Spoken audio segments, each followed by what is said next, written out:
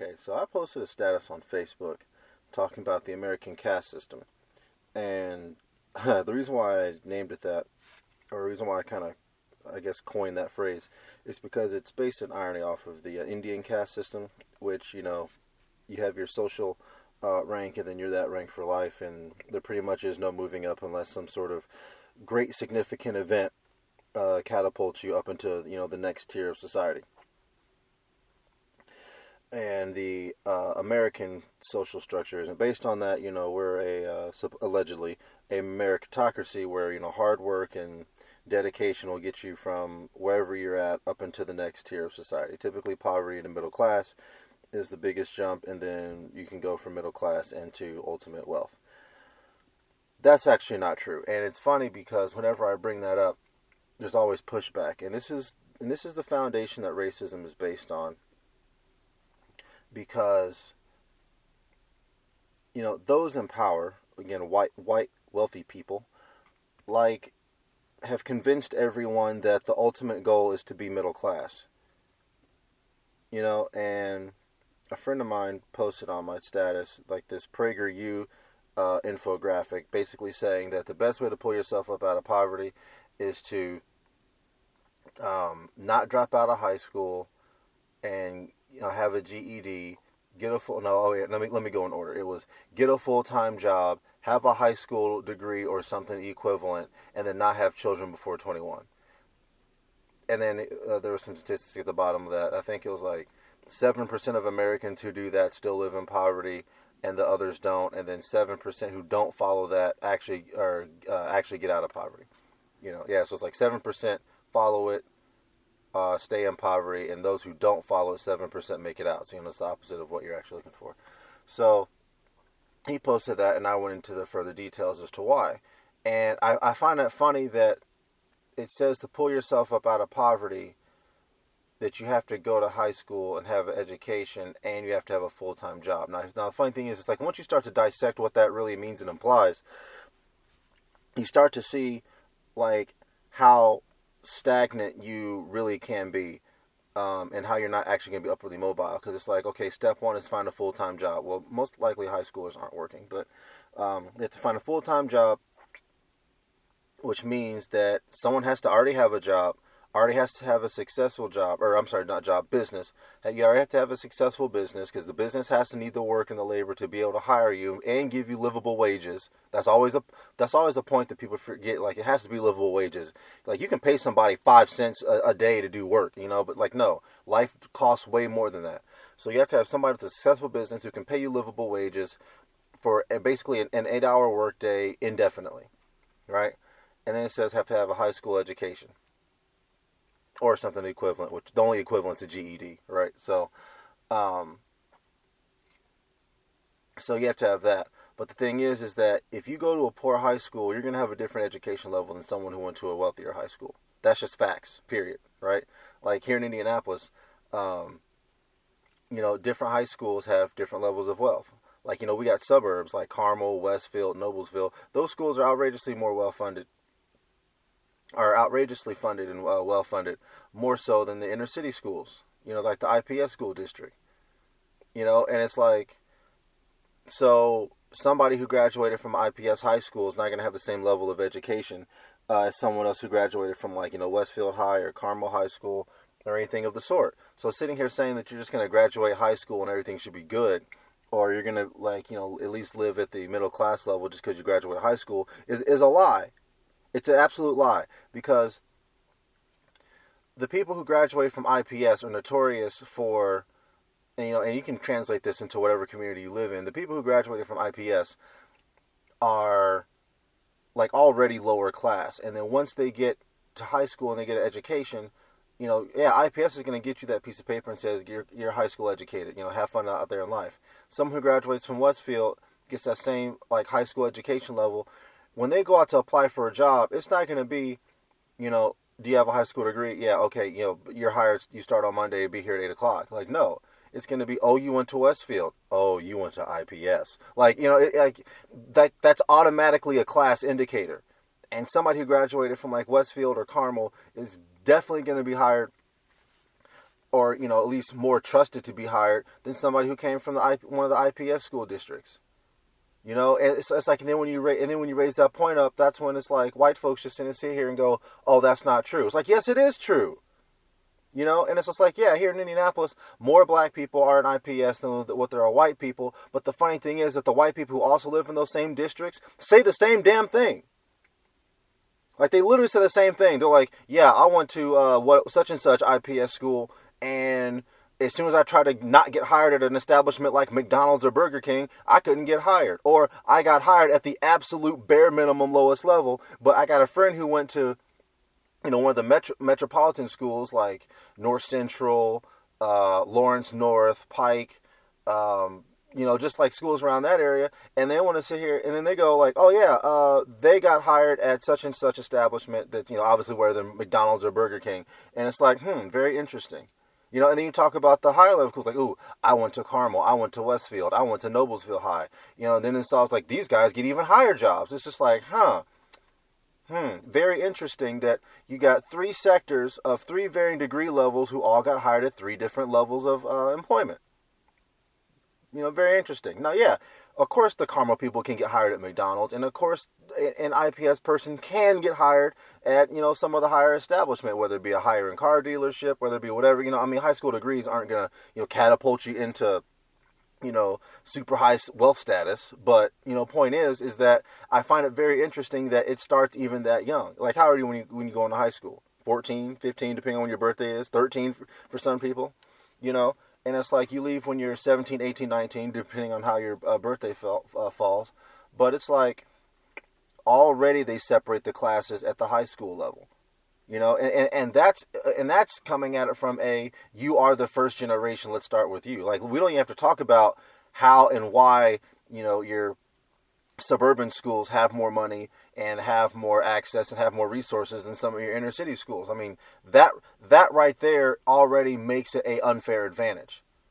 Because like when wealthy people are tired of being into an area and they go off with their resources and their jobs and their money and their opportunities because they're going into a new area and they want to expand. When they go off into the middle of nowhere and build a community, it's like, yeah, of course there's going to be higher end stuff, and of course they're going to have better access to things because the people who provide them those resources know where they're going to go because the people who have the money say, hey, we're going here, and the business packs, and then the business who caters to them packs up and goes with them. Again, and that's assuming that they're not business owners themselves, which inevitably means that, hey, we're packing up and we're going somewhere else. But again, poor people don't know that because rich people keep poor people out of their neighborhoods. Like that's what I'm saying. Like the level of disconnect when it comes to the white community, it's like they completely understand everything you say when you void blacks, Hispanics, Asians, Indians, Native Americans, like any sort of non-white people. They clearly see the structure. But they don't see the structure as soon as you interject American history and minorities' involvements in that. It's like, hey, Jethro from the trailer park can't get hired at a job. It's like, oh, well, Jethro lives in the inner city. He's from the trailer park down the street from, such and such ghetto or barrio or however you want to look at it. Of course he can't get a job. Sorry, Jethro, you got to do better in life. But then when it's, I'm still Sergeant Willie Pete's, character, Chad Wellington III. It's like, well, if Chad Wellington III goes to Carmel High School or Noblesville High School, then, of course he's gonna have better opportunities. And you can't sit there and say that Jethro and Chad Wellington are coming from the same. Economic status, and everyone knows that. It's just like, well, of course Chad Wellington got hired at what's that law firm around? Foggers, Bakers, and Daniels. It's like, yeah, law firm. It's like he studied you really can't study a particular trade, but he had an interest in law in high school, and they had a hey, if you have an interest in law program, and then of course that program was funded by so and so and so and so who works for Foggers, Bakers, and Daniel, and it's like and it's just like, yeah, because they're not going down to the inner city where Jethro is, and they know that, and white people will admit that. But then as soon as you sit here and say, Leroy can't work at Foggers, Bakers, and Daniels because he didn't have the same opportunities as Chad Wellington III, then it's, well, Leroy should just study harder. Right? I mean, come on. It's just like then they want to ignore the fact of, the co-op between the law firm and, and the little, I have an interest in law department, whatever that happens at, whatever, name they give that. Because, these are always after school programs, or, hey, we're having, Future Attorneys of America Club after school. Like, all those programs are not in the inner city. No, they're not. And it's funny how when the conversation comes to wealth, white people will admit that. But then when it comes to race, all of a sudden, everything's equal. The inner city has programs too. The inner city gets handouts. The inner city has no excuse for failure. The inner city, and it's just like, wow. Wow. And this is what sets black people off. Because it's like, white people can always acknowledge wealth disparity amongst themselves, but refuse to acknowledge it amongst the races. And like, I should say, like, that's one of the things. I mean, really the ultimate primarily thing, and I've said this before, is that blacks have contributed to America to the point where the ultimate wealth that everybody wants was built off of the backs of slave labor. And blacks are systematically kept out of that. Now again, and I've said this before, things have gotten better, and where we are today is a lot better than where we were just a few decades ago. And yes, black people arguably do have now access to those higher levels. But once you start talking about the education system, once you start talking about all the games that rich people openly play to keep lower class people out of their neighborhoods and out of their inner circles, once you start looking at it from that perspective, it's like, no, actually black people don't, because black people are still behind and black people need to catch up. And, the boot of oppression has only been recently lifted from the necks of black people. And again, I'm just gonna say from the year 2000 until now, and I just use that because you can really argue that a lot of these programs are still here. But as far as the we don't care, we're not even going to try to make an amends, that was definitely seen through the 90s. And I'm old enough to remember the 90s, and it was there. There were things you can say back then that were just, common knowledge, that if you said it now, it'd be, that's racist, and we can't talk about that, and your YouTube channel is going to get banned. There's all that, BS when it comes to it. But, it's like these systems are still in place. And it's like, yes, black people can, work themselves out of poverty, etc., and so forth. But then when you start adding in all these things, it's like, okay, we can't do it the way that we were told, because the way that we were told has different caveats to it. So how do we have to do it? And, and I'm trying to find an alternative route, but I keep hearing these arguments for segregation. And it's like, I don't know if we can really fully commit to that, because there are ways to do it. But then when you start just looking at all of this stuff, it's like, I'm not even sure if blacks and whites can coexist like that, with the refusal to acknowledge like what has happened in the past from whites. And I keep going back to this because it really is true when I talk about the American caste system that no one wants to give up their position of privilege, period. I mean, like everything from what they say, like the buck dancing Negro sellout coons, when they're accepted by white society, they'll peddle talking points so that they still keep favor with white people, so they can still be the token Negro, so they can still live a high-end lifestyle without, acknowledging their transgressions of the past. You got white folks who are middle class and white folks who are upper class who act like they're not white, act like who they're not upper class, so they don't have to actually acknowledge any of the systems and the barriers that keep poor, regardless of skin color, they keep poor people out of their inner circles. They don't want to acknowledge that. They don't want to. People don't want to acknowledge how people who have lighter skin are typically trusted more than people with darker skin. There's been studies on studies on studies of that. We can bring out the crime statistics on people with darker skin get punished more for the same crimes than people with lighter skin. Doesn't matter who we're talking about. Well, whites is different, but when it comes to blacks, Hispanics, etc., the darker the skin, the more likely of, should I say, the more guilty, air quotes, you are. It's just like nobody wants to go into all these details and all of these things. Like, we'll sit here and talk about it in the sense of, it happens, but it's not me, it's not my friends, it's not even the community that I live in. But every community can't run around saying that, because obviously you're lying, because the numbers sit there and show it. And I know I'm all over the place, but like we just have to admit that we live in a social caste system, and it's just like, and it really is founded off of the history of this country. Like whites just don't want to admit that, yeah, we have kept everyone else out of the significant amount of wealth that we have.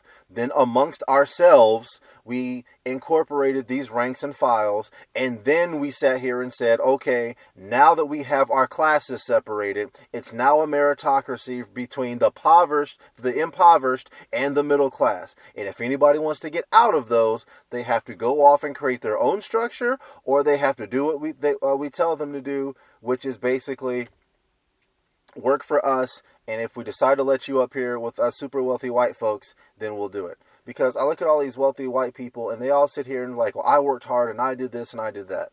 And it's like, yeah, you did, but let's not discount how your parents knowing so-and-so, it got you the connection to go do such and such. Or let's not act like the startup capital that your parents gave you had no merit in how you were able to have this successful business. It's like, I mean, I don't know if this is true or not, but I haven't seen anything to the contrary. But like Elon Musk, everyone's like, oh, he's this great American innovator and this, that, and the third. And he, what did he start? He started PayPal. I forgot what online business he started, but so allegedly he had a $30,000 startup donation from his own father. And it's like, oh, I'm sorry, show me all of the poor people who have $30,000 laying around that they can give it to their child to start up a business. I mean, poor people, $30,000 is what they make a year, pre-tax. But everybody acts like, oh, that has nothing to do with anything. It's like, bull, it doesn't. Try not to cuss. But it's like, bull, it doesn't. Same with Donald Trump. Like, I'm not even getting into his presidency, but, I heard him give a speech once, long before he was president. He was like, I worked hard to make my company $1 billion company. It's just like, yeah, it must have been hard having that startup capital of $100,000 from your parents and all of their business connections and all of the real estate they previously already owned, and all of the underhanded tactics with other business owners that you already knew because of the circles your parents were running in. Pretty sure that was hard. It's like, you did not. It's like, I'm tired of people thinking that some of these billionaires were like, living under a bridge, homeless from a inner city school with low funding and no education, and then turned into these gigantic mega wealthy billionaires. It's like, that did not happen. These are middle-class people whose parents saved up and gave them a rocket launch, and then as they were launching up into the stratosphere, luck also hit them, and they went even higher. Like, take Mark Zuckerberg.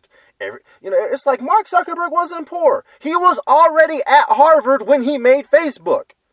And because he's at Harvard, which is the same college Bill Gates went to, and he was in the tech industry, which is the same field that Bill Gates was into, and then he made a platform in which people willingly gave over lots of pertinent and personal information, of which the upper class likes tracking and tracing everyone, and that's what they want to do. So that was luck of that he made Facebook in that climate, and then he got in contact with Bill Gates because he also went to Harvard, and then Bill Gates gave him an offer that everyone else couldn't match through Microsoft, and Mark Zuckerberg went from making zero money, made Facebook, made a few $100,000, dropped out of Harvard to run Facebook, got in contact with Bill Gates, and went from being worth a few $100,000, you can even argue he's probably pushing $1 million, to being an instant billionaire. Because I think the Facebook deal made him he's like $3 billion or $5 billion, something like that, and it's like, oh, really? And then they'll just sit here and say that Mark Zuckerberg was just your average person. Your average person goes to Harvard. Stop it. Stop it. Stop it. I know of all the people I know, and I have over 2,000 Facebook friends, I know one who went to Harvard. He knows Harvard Law, and he didn't go directly there. A black dude. So again, I'm not saying black people are oppressed to the point where we can't make it, but he didn't directly go into Harvard Law. He had to go through a whole lot of rigmarole before he got there, right? So, and again, he was not poor.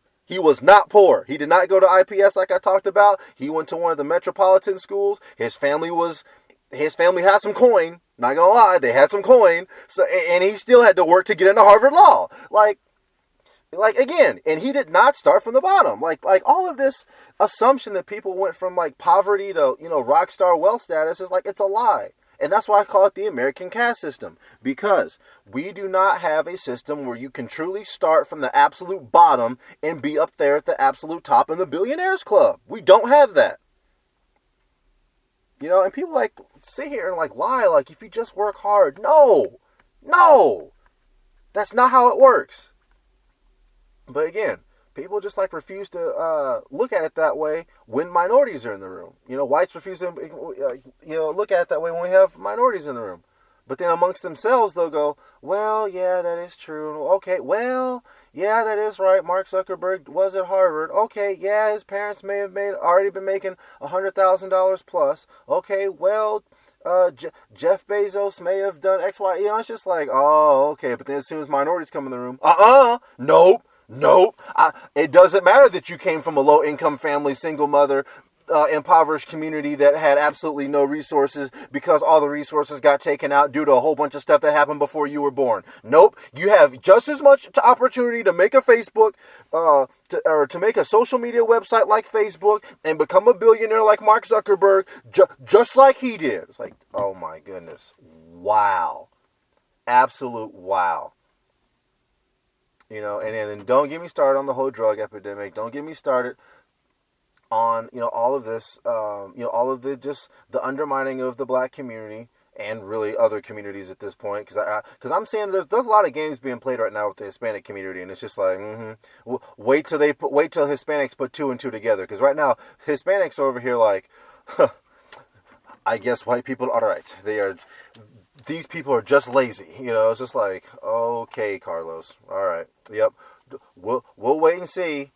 It's like, yep, keep putting all your hope into that DREAM Act. Because, see, that's number one. Like, they're starting to wake up because that DREAM Act wasn't fulfilled. It's like, But because Obama introduced it and then left office, they're going to sit here and be like, oh, shoot. We almost had it. It's just like, please. It's like, America has been talking about amnesty for Hispanics since the 80s.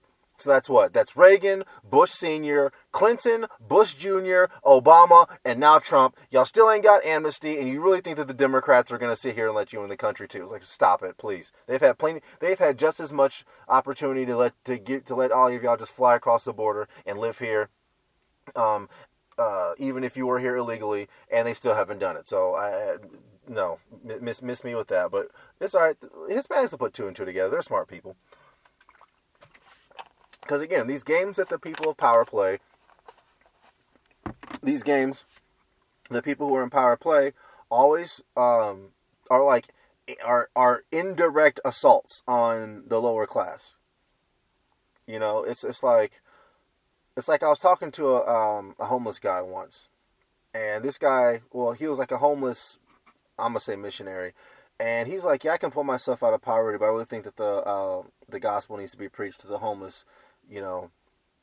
So therefore he stays homeless in homeless circles. And I was talking to him once, and I said, like, well, actually I asked him, like, why so many people were homeless, and then why don't they just go out and get jobs? Like, what is the real barrier in entry as to why people can't pick themselves up? And he says, oh no, it's not that easy, and you're asking the right questions because a lot of people don't ask that. And he said this. He's like, first off, and this is Indianapolis, but I know this is across the board because they're nationwide standards. So he says, first off, in order for you to get a job, you have to have what? A social security number and an address and, well, I'm not sure if it's a driver's license, but anyway, basically a mailing address. He's like, they're homeless. They don't have a mailing address. So therefore, they can't have a W-2 mailed anywhere. They can't have their paycheck mailed anywhere. And that's just like, they essentially can't be located. Well, they're homeless. So obviously whatever it is that, prevents them from having a place of dwelling has been taken away from them. Therefore, it just spirals, like, if you don't have a house or a place of residence, you can't have a job, which means that you can't earn money to put yourself in a house. It's like like you have that circular logic. Like, you have to have one to have the other, and the other is predicated on the one. And then he was like, and then some people, he's like, if homeless people have kids, they need social security numbers. It's like, okay, but if you have a social security number, you got to have an address. You got to have a home. It's just like, somebody can fact check that. I'm not sure how that works in maybe other states.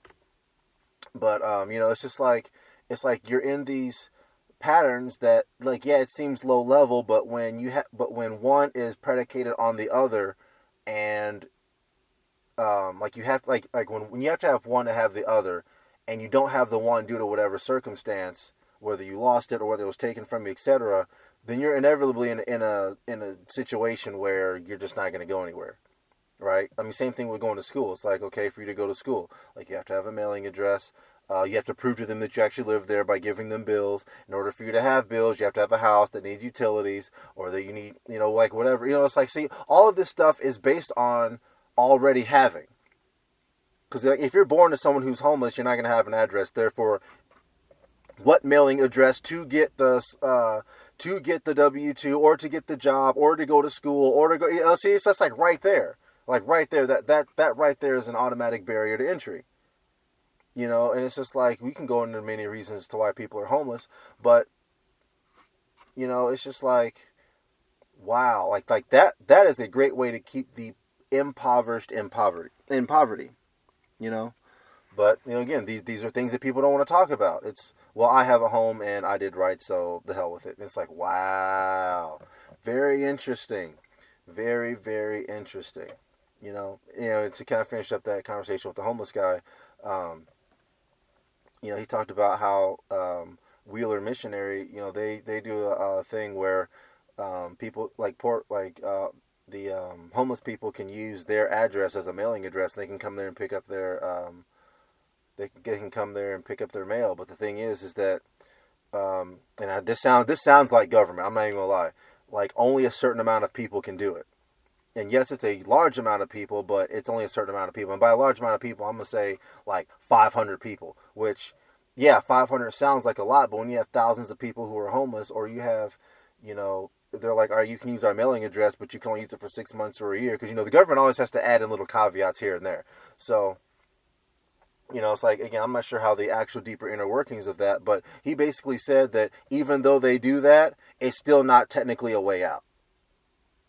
Because I know that there is a time limit on it and you can only do it for so long, but it's like, okay, what job are you going to have to where they're going to mail your check or use Wheeler Missions as your mailing address for long enough for you to save up enough money to be able to actually pay rent, or to buy a house, or to get an apartment, or to do whatever, to have a change of address. Like, and he said some people actually did do it. And it's just like, okay, great, yeah, they got out, but there's still so many people in poverty. So why would they even like have that be a thing? And it's just like, and it's just, yeah. Like, and he even said that he's like, he's like, it helps, but it doesn't fix. Again, it's one of those, I broke my arms. Like, all right, well, here's first aid, and then we're done. And it's like, no, I need to go to the hospital and actually get this, like, looked at and fixed. It's like, no, like, we gave you first aid. So they can say they did something, but they know that that's not, how you get out of it. And, that just goes back to what I said. Like, it's the American caste system. Like, everyone thinks that, yeah, you can be like this homeless guy with, no mailing address, and then now you become, a multi-billionaire real estate mogul like Donald Trump. It's like, false. Absolutely false. That does not happen. And it's just like, and because of the history of slavery, because of the history of Jim Crow, because of the destruction of black communities across the nation through race riots that have, put black people at the bottom and kept black people at the bottom, and the fact that, now we're in the system of black people just complain, black people are lazy, etc., and so forth. Now, how many business owners want to hire somebody like that? Oh, they're going to complain. Oh, they're going to be late. Oh, they're going to talk about how they're oppressed. Oh, they're going to do this. It's like, you know what? Just don't work here. We're not hired. Sorry. And I've seen that. I've seen that firsthand. It's like, yeah, man, I wouldn't go hire. Like amongst black circles, they already say that. Like, you're not going to fight white supremacy, talking about white supremacy while working with white supremacy. Like, I'll tell you right now, I'm on my lunch break, but I'm in my car. It's like, yeah, I work at an institution that is, like, they're all inclusive. I'm not going to, dismantle their brand, but I see the people who are in power, right? I mean, again, it's white men as usual, and the second class in power is white women, and then they have their few tokens up there. You know, like there's this Iranian woman, there's a black woman, there's a woman who's Indian or Pakistan. I can't remember where she said she was from. I only see her, once or twice because she deals with a different department. But she's a senior leader, and that's it. That's it. You get your handful of tokens, and it's just like, wow. It's like we're still in these cycles. We're still in these cycles. But again, they want to sit here and talk about, oh, well, nobody's oppressed because look, we have minorities in senior leadership positions. It's like, yeah, but look at their departments. It's just like there are significant amounts of their own group over groups that they reside over, but the company overall is still owned, operated, and controlled by whites. Now, again, white people are the dominant force, so you always have to take that into account. But even when you account for certain things, it's like, the Indians are doing their thing, through here the Indians don't do IT because I don't work at a technology firm. I'm not gonna say where I work, but yeah, like there's stereotypical roles. There's people who aren't in stereotypical roles, but yeah, man, like we have an American caste system. And people can deny it all they want, but then as soon as you start talking about how things operate, then it's, well, that doesn't matter. It's just like, yep. And you can tell by what people will defend where in that caste system that they sit. Because when they sit here and say, everything's fair, shut up and quit complaining, it's like, yep, they sit somewhere near the top. And I don't mean top like of power positions, it's of the caste system, basically. And what I view as the caste system is like you have your ruling oligarchs who actually control everything. They're the ones who actually have that great American freedom that everyone runs around talking about.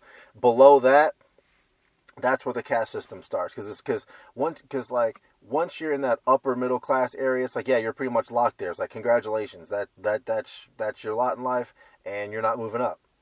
Then you have your middle class, like your middle class managers, your working middle class. Then of course you have your, paycheck to paycheck people, which is the majority, regardless as to what income level you are, paycheck to paycheck. Because I view wealth the same way that super wealthy people have talked about wealth, and that's basically if you can't decide what you want to do with your life and your business, and someone gives you a paycheck, then you aren't financially free. You were still in the rat race, as Robert Kiyosaki has popularly coined it. But